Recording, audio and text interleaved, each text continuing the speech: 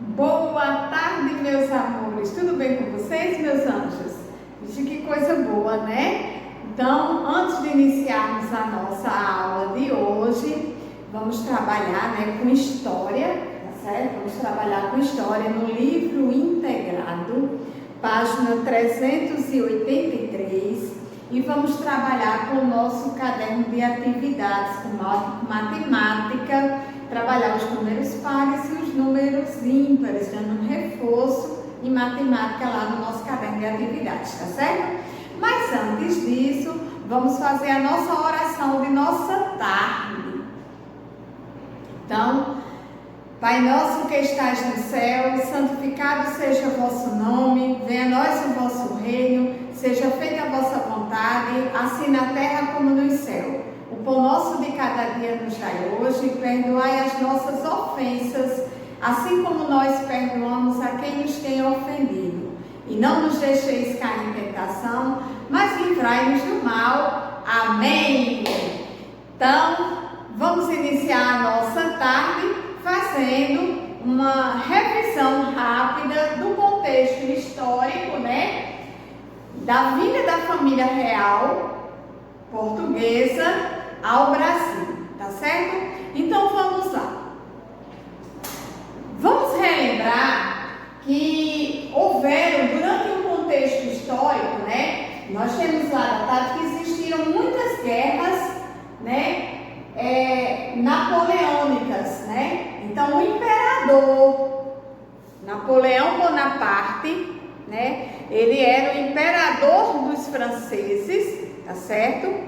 Ele era o imperador dos franceses.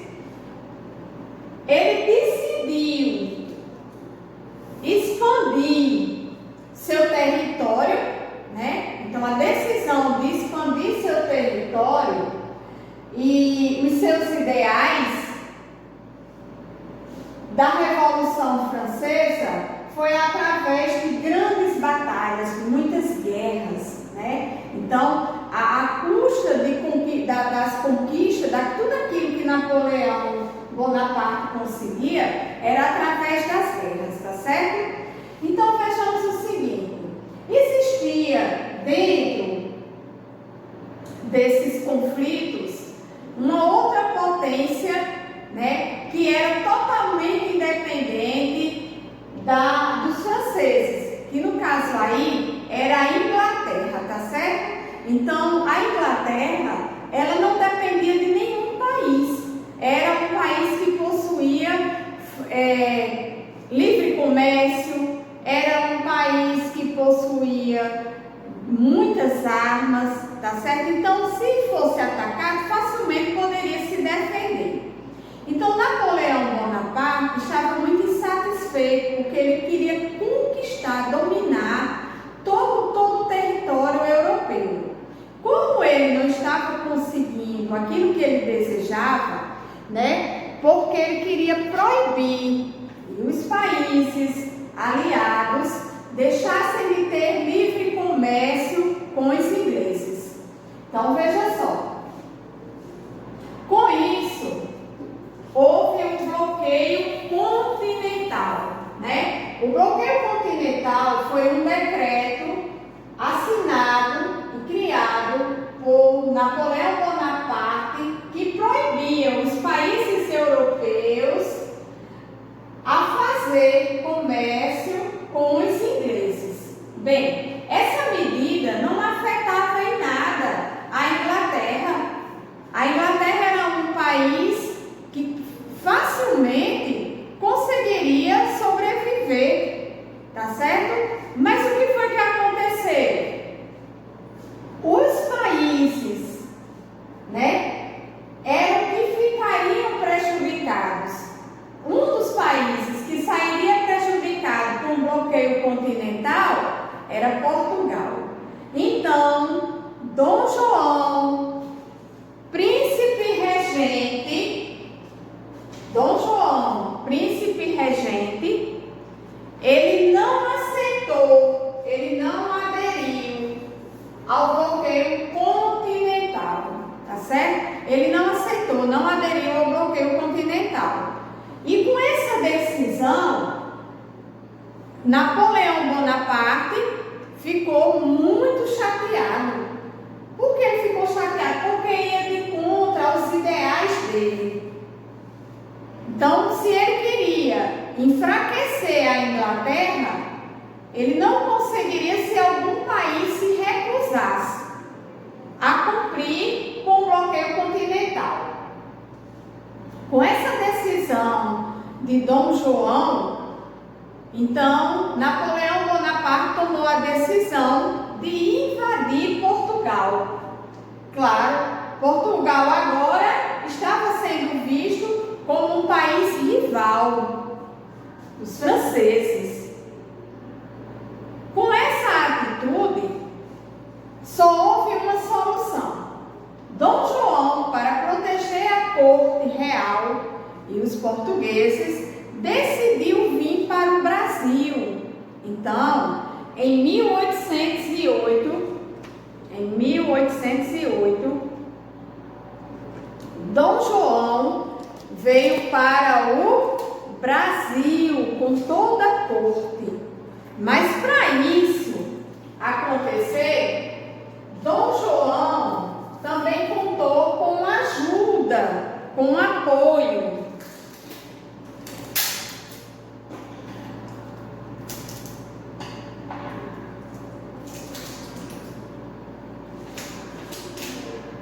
Então ele contou com o apoio da Inglaterra, tá certo? Então houve esse apoio, ele contou com o apoio da Inglaterra. Então vamos lá. Conforme nós estamos vendo aqui no contexto histórico, fazendo uma revisão, né? Nós vamos observar o quê? Que Napoleão Bonaparte, imperador dos franceses, decidiu expandir seu território e seus ideais com a Revolução Francesa, através de grandes batalhas. Foram grandes guerras, grandes batalhas. A Inglaterra, ela resistiu, ou seja, ela não aceitou as propostas feitas por Napoleão Bonaparte.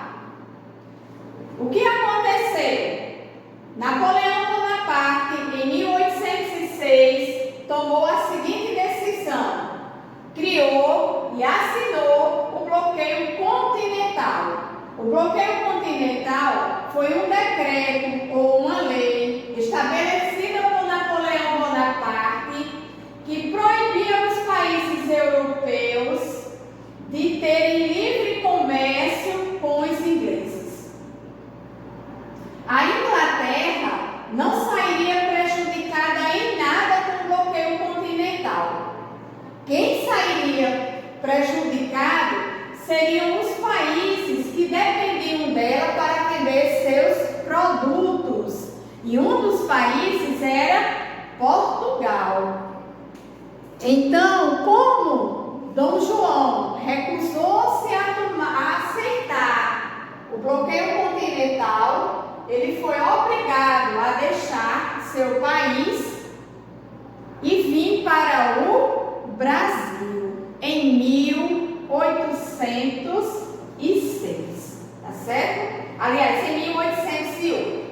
Então, em 1808, Dom João veio para o Brasil, tá certo? Então, nós vamos observar aqui, dentro desse contexto histórico, quais foram as mudanças que aconteceram com a chegada dos portugueses ao Brasil. Então, vamos pegar o livro aí, na página 383. Então, vamos lá. As novidades que vieram com a família real portuguesa. Então, em 1808, com o apoio da Inglaterra, os portugueses vieram para o Brasil. A chegada da família real e sua corte ao Brasil provocou diversas modificações nos hábitos e na cultura, tanto da população local como dos portugueses. Olha só, o nosso país era um país muito simples para receber a corte portuguesa. Por isso que teve que passar por algumas mudanças, tá certo? Para transformar cidade do Rio de Janeiro, em sede do Império Português, foram construídos teatros, museus, fundados jornais, academias artísticas e científicas, estruturas que a corte considerava essenciais. Além disso, a família real trouxe cerca de 60 mil livros que compunham a Real Biblioteca de Portugal, a qual originou posteriormente a atual Biblioteca Nacional do Brasil. Com isso, os hábitos da corte portuguesa passaram a influenciar a elite colonial brasileira, resultando em diversas transformações culturais. Na época, a maioria dos nobres de Portugal inspiravam-se na moda e nas artes francesas. E não raro foram os franceses entre si. Essa prática não existia no Brasil. Passou a ser comum, passou a existir a partir da chegada da família real portuguesa ao Brasil. Eram tantas as novidades para os moradores da colônia que quase tudo que os portugueses recém-chegados faziam era recebido com curiosidade e admiração. Um caso que ilustra essa situação foi o fato de algumas senhoras brasileiras passarem a usar turbantes.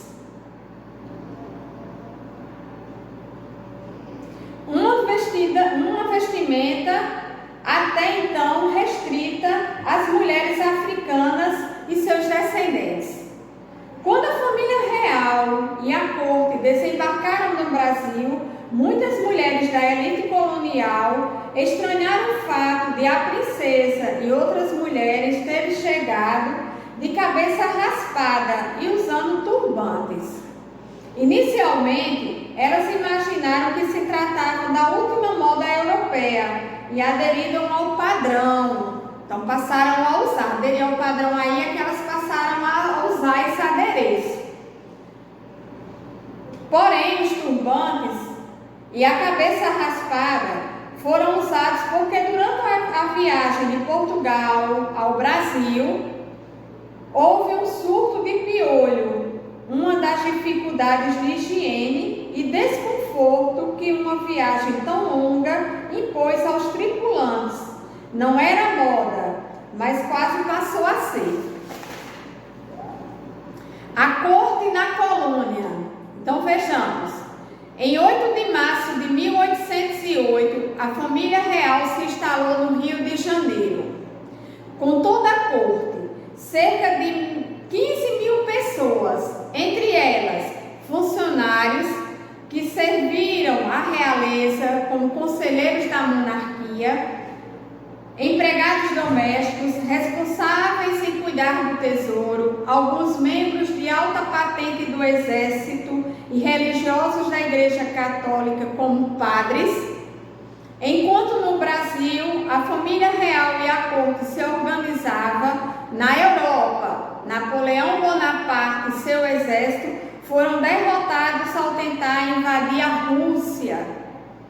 Com a redução da força francesa, os países aliados à Inglaterra obrigaram a redenção de Napoleão, que foi definitivamente vencido em 1815. Assim, Dom João poderia voltar à Europa. Restabelecidos, os portugueses não aceitavam que a sede do Reino de Portugal fosse no Brasil, que ainda era uma colônia. Para resolver a questão, Dom João elevou o Brasil ao Reino Unido, a Portugal e Algarves, fazendo com que se tornasse oficial a sua permanência na América. Então veja só, dentro de todos os acontecimentos, com a chegada da família real ao Brasil, um dos fatos mais importantes foi a criação da Biblioteca Nacional, Então, com isso, foi introduzido no nosso país um critério cultural muito importante. Então, o Instituto Butantan foi criada a Biblioteca Nacional, foi criado o Banco do Brasil, isso tudo com a chegada da família real ao nosso país, tá certo? Então, vamos lá. Na página 386, nós temos uma tarefinha, tá certo? Então, vamos observar. A questão 1 diz o seguinte: o que aconteceu com a cidade do Rio de Janeiro após a chegada da família real? Então, nós vimos lá que no contexto histórico, a cidade do Rio de Janeiro passou por muitas transformações. Então, você vai colocar essas transformações. 2. Indique as principais mudanças promovidas por Dom João na cidade do Rio de Janeiro para abrigar a corte portuguesa. Então, nós vimos aí que ele construiu novas moradias, né? Ele construiu teatro, construiu bibliotecas, né? Então, são essa parte desse contexto histórico e você irá colocar na questão de número 2. Na questão 3, diz assim: a vinda da família real para o Brasil melhorou a situação dos escravos que aqui moravam? Explique. Gente, nessa época que a família real portuguesa veio ao Brasil, já existia a escravidão. Tá certo? Então, os escravos em nada passaram a ser respeitados com a chegada da família real portuguesa. Tá certo? 4. Explique a importância das construções promovidas por Dom João nos diferentes períodos históricos. Então, o Jardim Botânico, a importância no presente, hoje, e a importância que foi no passado, quando o Brasil ainda era colônia. A Biblioteca Nacional do Rio de Janeiro, a importância hoje, que é presente, e a importância que houve no passado, quando ela foi criada com a chegada da corte portuguesa ao nosso país, tá certo? Então, quando você concluir sua tarefinha de história, nós vamos pegar o caderninho de reforço de matemática, lá no caderno de atividades, e vamos fazer uma rápida revisão, números ímpares e números pares, e responder a nossa tarefinha, tá certo? Eu vou só dar uma organizada aqui, e já eu volto para nós podermos organizar nossa tarefinha de matemática. Então, vamos lá? Vamos pegar o nosso caderninho de atividades, tá certo? Nessa página aqui, que é a página 137 e a página 138, tá certo? 137 e 138. Meus amores, nós vamos observar aí os números pares e os números ímpares, tá certo? Então, veja só. Quais são os números pares? São todos aqueles números que, ao ser dividido por 2, o resto será 0, tá certo? Então, se eu pego o número 246 e eu divido por 2, 2 dividido por 2 é 1. 1 vezes 2 é 2. 2 menos 2 é 0. Eu vou baixar aqui o número 4 para fazer a divisão. 4 dividido por 2 é 2. 2 vezes 2 é 4. 4 menos 4 é 0. Falta o número 6, então vamos baixar. 6 dividido por 2 é 3. 3 vezes 2 é 6. E 6 menos 6 é 0. Então, nas divisões pelo número 2, se o resto for 0, implica dizer que os números serão pares. Na divisão por 2, se o resto for 1, implica dizer que os números são ímpares, tá certo? Em regra geral, são números pares: 0, 2, 4, 6 e 8. Em regra geral, são pares: 0, 2, 4, 6 e 8. Em regra geral, são ímpares: 1, 3, 5, 7 e 9. Se você dividir qualquer um desses números por 2, quais números? 3, 5, 7 e 9. Se eu dividir por 2, o resto vai ser 1. Portanto, são números ímpares, tá certo? Então, vamos pegar aqui a nossa tarefinha. Página 137. Observe a cena, circule quem iniciará o jogo e depois marque um X na opção correta. Então, você tem aí, ó, par, ímpar. Então, nós vamos observar que aqui está o juiz.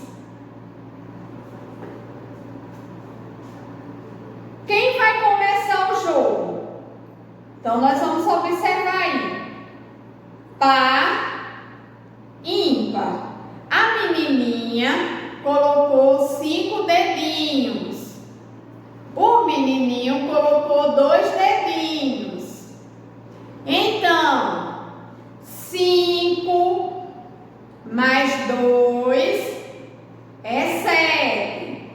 O número 7 é um número ímpar, tá certo? O número 7 é um número ímpar. Então, eu vou circular o menininho que está com o número 2, que é o número par, ou eu vou circular a menininha que está com o número 5, que é um número ímpar. O resultado da soma foi 7. Então, quem ganhou com certeza foi a menininha que colocou o número 5, tá certo? 5 mais 2 é 7. O resultado é ímpar. Então, eu vou circular o ímpar, tá certo? Então, ó, letra A. Ganhou quem escolheu o par? Não. Letra B. Ganhou quem escolheu o ímpar? Sim. Então, eu vou logo colocar um xizinho. Agora, vamos para a questão 2. Descubra a regra da sequência a seguir e complete-a com números pares. Então, nós vamos observar, ó.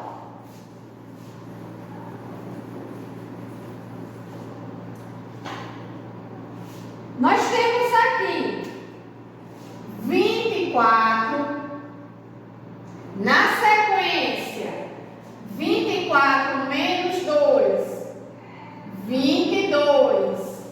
22, na sequência, é menos 2. Quem vem? 20. E assim você fará com os demais. Retirando desse último número o algarismo 2. Então, 20 menos 2 é quanto? 20 menos 2 é quanto? É 18. Aí você tem 18. 18 menos 2 é quanto? É 16. E assim você fará até completar toda a sequência numérica até chegar no numeral ou no algarismo 0, tá certo? Essa sequência aí, todos os números são números o quê?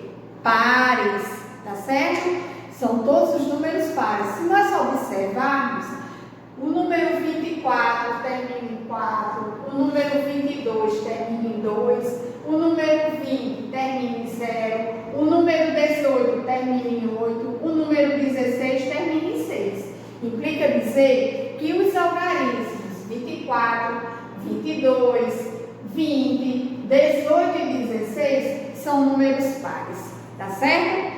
Então, veja lá, os números estão organizados em que ordem? Então, começou do número maior para o número menor. Isso é ordem crescente ou é ordem decrescente? Vamos para a outra página.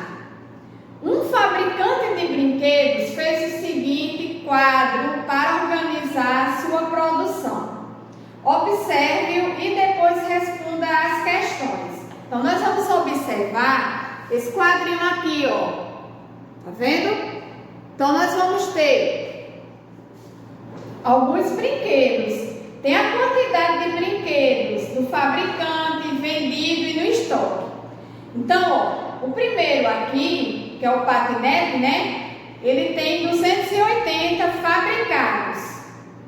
Foram vendidos 51. E ele tem guardado no estoque 229.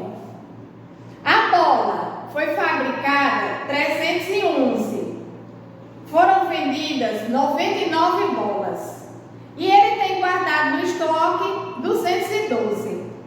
A boneca, foram fabricadas 371 bonecas. Foram vendidas 120. E tem no estoque 251.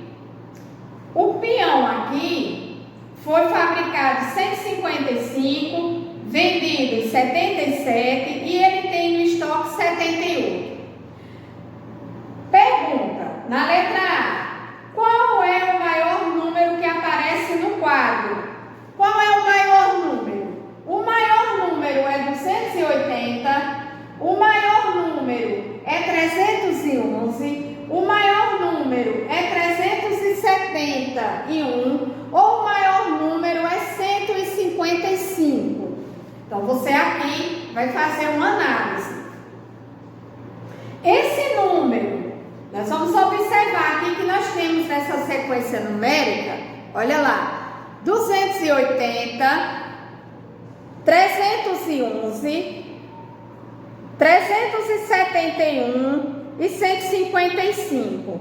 Qual o maior número? Esse número que você escrever aqui, ele é um número par ou ele é um número ímpar? Letra C. Escreva o menor número par que aparece no quadro. Então, você vai analisar entre os fabricados, entre os vendidos e entre o estoque.